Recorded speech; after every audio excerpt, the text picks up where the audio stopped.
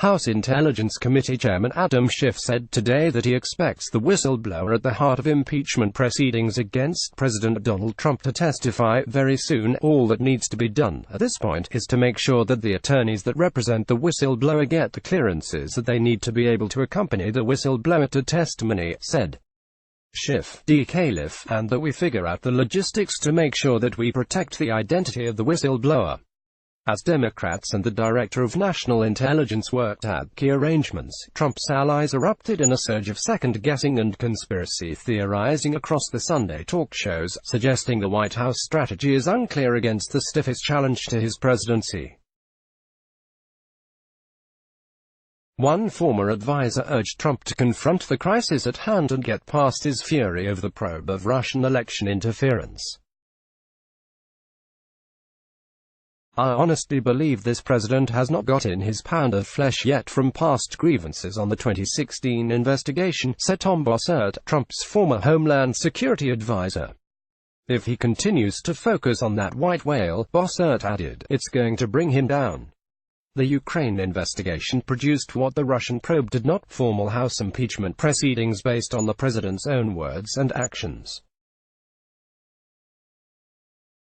The White House last week released a rough transcript of Trump's July 25 call with Ukrainian President Volodymyr Zelensky, as well as the whistleblower's complaint alleging the U.S. president pressured his counterpart to investigate the family of Joe Biden, the former vice president who is seeking the Democratic nomination to challenge Trump's re-election next year. Trump has sought to implicate Biden and his son Hunter Biden in the kind of corruption that has long plagued Ukraine. Hunter Biden served on the board of a Ukrainian gas company at the same time his father was leading the Obama administration's diplomatic dealings with KYIV. There has been no evidence of wrongdoing by either of the Bidens. The House forged ahead, with Schiff's committee leading the investigation. Democrats are planning a rapid start to the push for impeachment, with hearings and depositions starting this week. Many Democrats are pushing for a vote on articles of impeachment before the end of the year, mindful of the looming 2020 elections.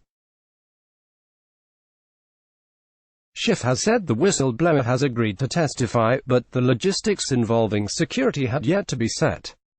On a conference call today, Pelosi, who was traveling in Texas, urged Democrats to proceed, not with negative attitudes towards him, but a positive attitude towards our responsibility, according to an aide on the call who requested anonymity to share the private conversation. She also urged the caucus to be somber, and noted that polling on impeachment has changed drastically. A one-day NPR PBS NewsHour Marist poll conducted last week found that about half of Americans, 49%, approve of the House formally starting an impeachment inquiry into Trump.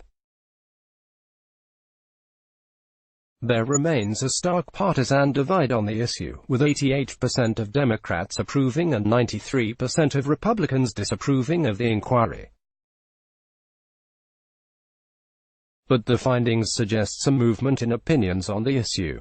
Earlier polls conducted throughout Trump's presidency have consistently found a majority saying he should not be impeached and removed from office.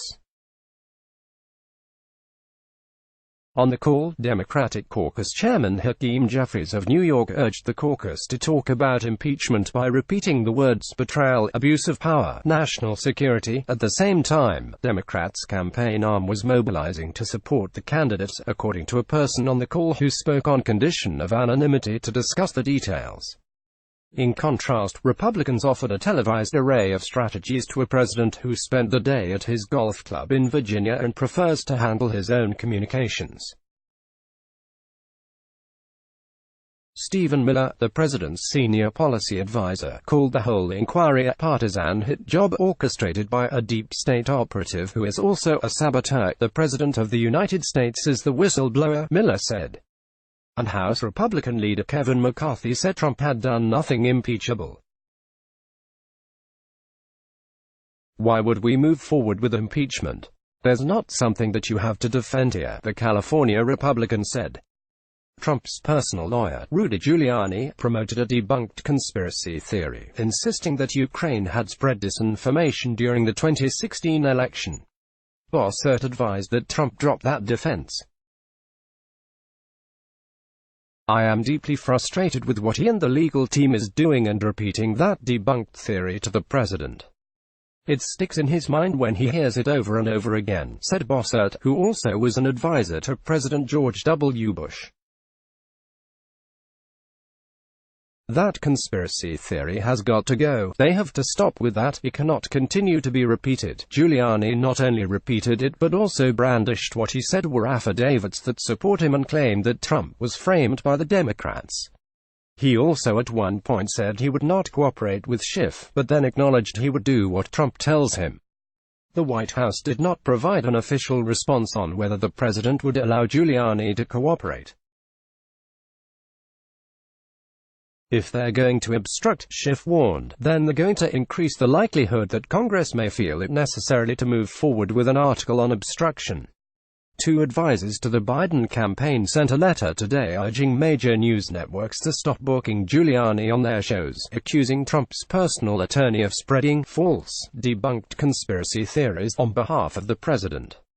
The letter added, "By giving him your airtime, you are allowing him to introduce increasingly unhinged, unfounded and desperate lies into the national conversation." Biden advisors Anita Dunn and Kate Bedingfield sent the letter to the presidents of ABC News, NBC News, CBS News, MSNBC, CNN and Fox News, as well as executive producers and anchors of their news shows.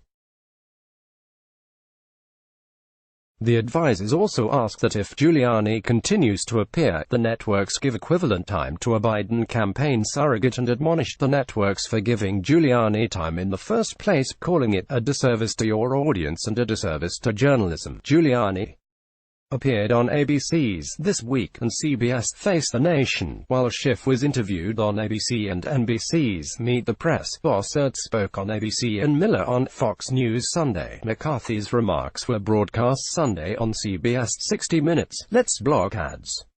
Why?